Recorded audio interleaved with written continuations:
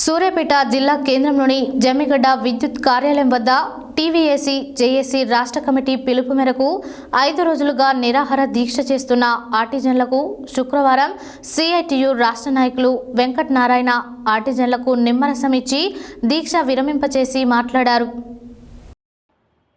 సూర్యాపేట జిల్లా కేంద్రంలోని జమ్మిగడ్డ విద్యుత్ కార్యాలయం వద్ద టీవీఏసీ జేఏసీ రాష్ట్ర కమిటీ పిలుపు మేరకు 5 రోజులుగా నిరాహార దీక్ష చేస్తున్న ఆర్టిజన్లకు శుక్రవారం సిఐటియు రాష్ట్ర నాయకులు వెంకట నారాయణ ఆర్టిజన్లకు నిమ్మరసం ఇచ్చి దీక్ష విరమింపచేసి మాట్లాడారు. విద్యుత్ సంస్థలో గత 20 సంవత్సరాలుగా విధులు నిర్వహిస్తున్నామని అర్హతను బట్టి కన్వర్షన్ను ఆర్టిజన్లకు అమలు చేయాలని ప్రభుత్వాన్ని కోరారు. గత ప్రభుత్వం అసెంబ్లీ సాక్షిగా మమ్మల్ని గుర్తించిందని, కానీ బ్రిటిష్ కాలం నాటి స్టాండింగ్ ఆర్డర్స్ రూల్స్ను అమలు చేస్తూ రెగ్యులర్ ఉద్యోగులకు ఆర్టిజన్స్కు వ్యత్యాసం కల్పించేలా ప్రభుత్వం వ్యవహరిస్తుందని ఆవేదన వ్యక్తం చేశారు. ఆర్టిజన్లను జూనియర్ లైన్మెన్లుగా ప్రభుత్వం గుర్తించాలని కోరారు. అరకొర వేతనాలతో జీవనాన్ని గడుపుతున్నామని, కాబట్టి ముఖ్యమంత్రి రేవంత్ రెడ్డి ప్రజాపాలన ప్రభుత్వ పరంగా అన్ని సౌకర్యాలు కల్పించేలా కన్వర్షన్ చేసి ఉద్యోగ భద్రత కల్పించాలని విజ్ఞప్తి చేశారు. కాంగ్రెస్ ప్రభుత్వం ఏర్పడే ముందు డిప్యూటీ ముఖ్యమంత్రి బట్టి విక్రమార్క పాదయాత్రలో ఆర్టిజన్ల సమస్యలను దృష్టికి తెచ్చామని, నేటికి పరిష్కారం కాలేదని ఆవేదన వ్యక్తం చేశారు.